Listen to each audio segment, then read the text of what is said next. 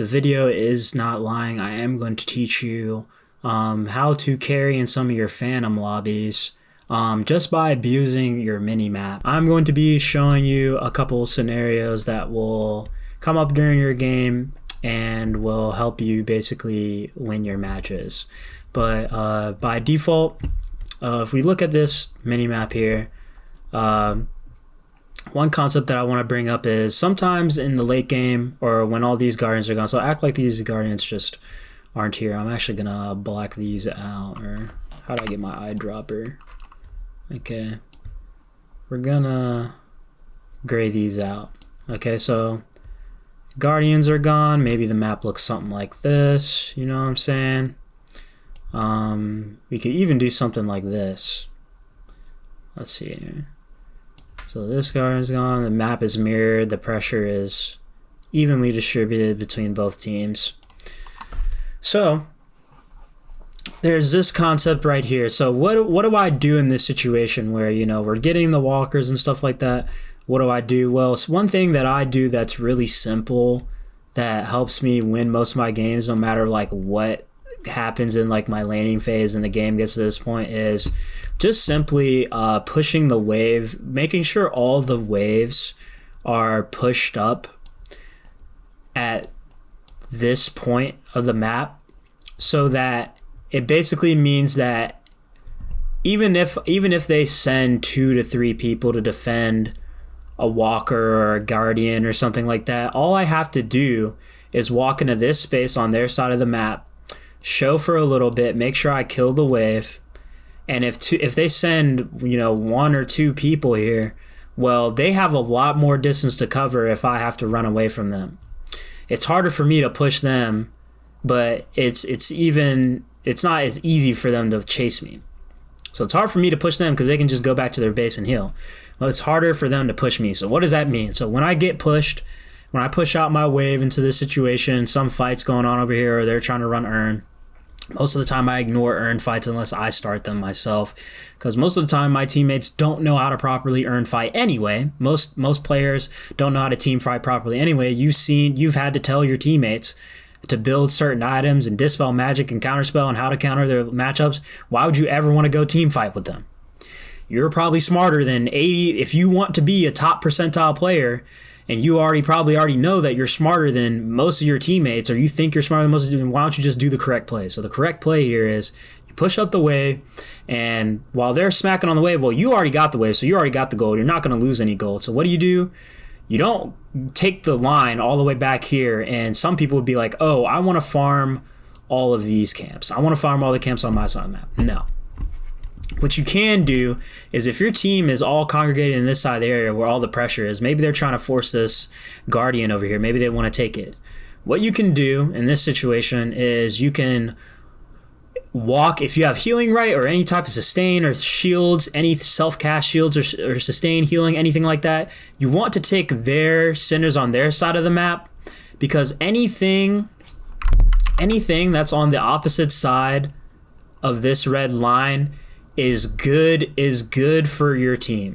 Good for your team, bad for them, because you're effectively stealing all the gold from the enemy side of the map and letting your teammates and your carries take safe farm. So if plays go wrong, the reason why you push waves up is so if bad plays go wrong, you can take the farm on your side of the map. But you can't take it if you already took it. Then you'll have to, when the wave is coming back this way, after you came all the way back here to take your own farm, well, now when you go to push this wave, they got 2 people over here taking their center. So that's the farm you should have took.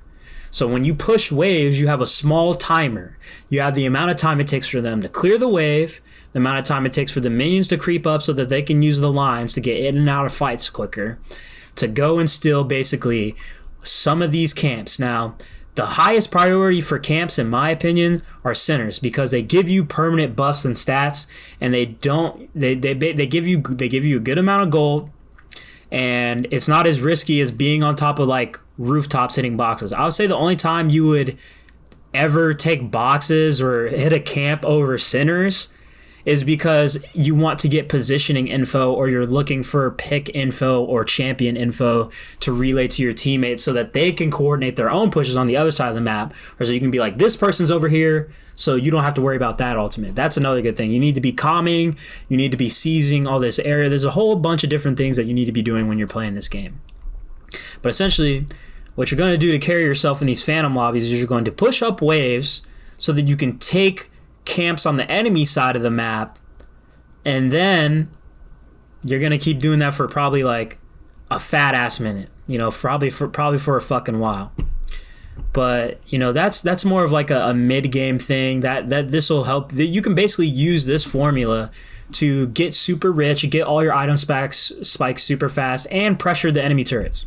Because even if you aren't able to physically go up and hit the turrets or anything like that, even if you send a minion wave there and don't hit it with the minion wave, you still, if you push up a wave and then walk over here and get this tier 2 camp, because it's not going to take a bunch of time, get this tier 1 camp, I don't know, maybe get their tier 2. Well, now you got all that gold from pushing that, plus pressure on the walker, plus you didn't die and give them gold, and then when they push out, they don't have anything on their side of the map, so now it forces them to have to make a play on your side of the map. Forcing the enemy to have to make a play on your side of the map makes them more vulnerable, but that's a part of the risk reward. If you have a minion wave pushed up, then being on the enemy side of the jungle is not a problem, because if they come and kill you, well, their objective is taking damage and they're only killing you for money. They're not killing you for objective damage, but you're killing their camps for objective damage. You're killing their camps for souls. You're killing their camps for tempo. You're killing their camps so they don't have the resources. So some people, when they play the game, they get this all wrong. Okay? Some people in my matches, when they play the game, you'll have like a Wraith or a Haze player. They'll push a wave up, and instead of... And keep in mind, this is a longer distance. Instead of going to their centers, or going all the way over here to this centers, which is kind of hard to get from these mid laners and stuff like that, or going to this tier 2 camp right here, the further away you go from the enemy tower that you're pressuring, the more distance that they have to go to punish you.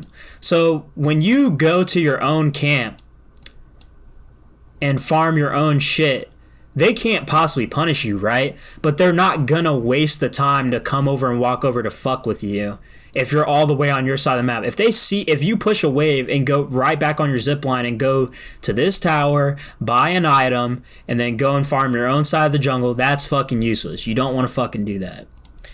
You want to push the fucking wave. You want to push the wave deep.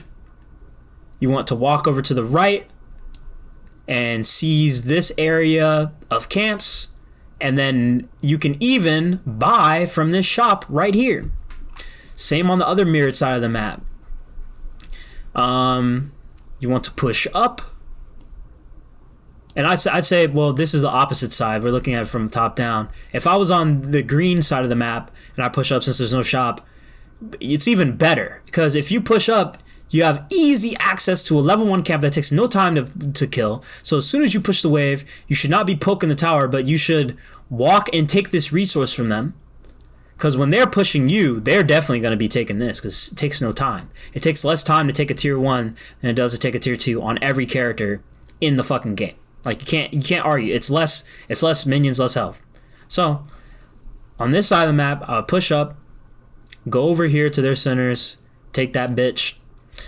And then what you can also do, this is a super secret hidden tech that I don't see a lot of people in my rank abusing, that I'm starting to abuse, is you can give yourself a bigger roam timer. Dude, no, I don't want to show the fucking layer. You can give yourself a bigger roam timer when the minion waves are coming out of the mother base and they're going down their different paths. Well, they come out at the same time that your minions do.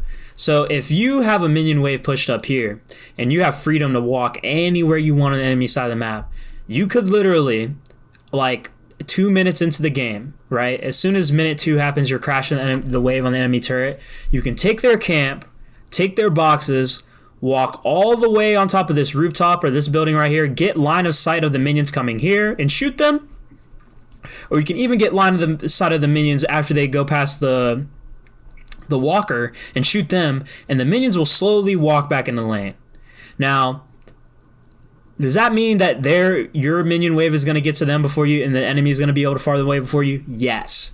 But it puts your minions on their tower again. So your minions are going to be hitting their tower twice. And then it gives you more time to take more resources from their side of the map. And then the wave is still going to crash at your turret, so you'll still be able to catch all of it. So effectively, this strat that I've been abusing and trying to abuse in all my games wherever it's convenient, or I don't have a cancer lane where they're just constantly shoving me and I can't get to this point. But what I do is I push the first wave here. I take their camp. If I have healing right, I take their centers. If I have time or if the wave is coming, I come into these alleyways or I get on top of this roof of this building and I try to shoot the minion wave off at these 2 points to give myself a better timer to go maybe look for a roam in this area off the top building and vent over. Or I can take all the centers off the top of all these. I can take the centers again, or I can get all of their statues off the top of their building and still make it back over this side of the map. And then while you're doing that, if someone comes to chase you, then if they come to chase you while you're doing this strategy, you can just essentially let the minion wave hit their turret and get free turret damage without even having to be there. And then they also miss out on the souls. So they're losing money while you're still gaining money anyway. And even if you die in this position, they're still like screwed. So you have nothing to worry about. So some situations that you need to take into account to help climb in these games, hopefully it's like organized enough for you and can help you enough. But yeah, you're going to be wanting to push your waves, steal camps on their side of the map, and just stick to your plan of getting as much money as possible and creating as much pressure as possible. Kills don't matter unless you're literally playing like a character that needs kills to scale or generate money. And there's only a couple characters in Deadlock that need to be doing that. So like Bebop needs his stacks, Drifter needs his stacks, Vindicta needs her sniper kills to scale her gun, and Calico can generate extra gold by getting kills with her too, shortly after 2ing in. So, things like that there are different reasons for why you should be more kill hungry than objective hungry. But even if you are a kill hungry character, you're still getting the kills so that it enables you to get more objectives. The reason why you want to get leads in MOBAs isn't so that you can kill the enemy team more. You get leads in MOBAs so that you can hit all of this money and resources on the enemy side of the team. You essentially, every time you go into your Deadlock matches, you want to be thinking, how can I erase as many of these icons on the enemy side of the map as possible? Next time you go into one of your matches, I want you to count how many times you stole objectives or centers or camps on the enemy side of the map. And then also one thing I want you to pay attention to is how many times characters that are playing on your team or people that are playing on your team that will constantly be stealing camps all the way back here and stuff while there's a minion wave hitting on their tower. They're, taking this level 3 camp even though they don't have cultist sacrifice, and there's a minion wave fucking your tower. Or there's 4 people pushing one guardian that they know they're not going to take while there's a minion wave crashing and doing chip damage to your green walker. Things like this will happen a lot, and it's because your teammates are genuinely making the mistake of being overstimulated by all of the information that is given to them. Deadlock gives you a lot of choices on how to carry a match or how to generate money and wealth in the game, but not a lot of players know how to abuse it. So hopefully this will help you stomp and abuse your way out of Phantom lobbies. Hopefully, I'm Phantom 3 right now, but it's helped me climb back up. I went through a rut of blaming my teammates, not knowing what's going on, or not knowing how to carry even if someone's griefing on my team. But I'm pretty sure you'll win. You'll have an 80% win rate in any rank below Phantom if you just push the wave, steal enemy objectives, and take objectives on their side of the map, and always be creating pressure. You don't need to kill every single walker to end the game. If you have a walker at 20 minutes, you should still be pushing this guardian, because if you killed 2 of these guardians, then minions can just walk in here and hit this shrine, And once you get the shrines, I mean, you basically have minion waves that'll do and more work than like a fucking player could probably do to a turret. Players are supposed to be around to get the neutral camps and to get the objectives and stuff like that and stop other people from pushing waves. You're not supposed to just be sitting there, just be like, holding M1 on a turret. So hopefully this helps. Hopefully I'm making some sense, but yeah.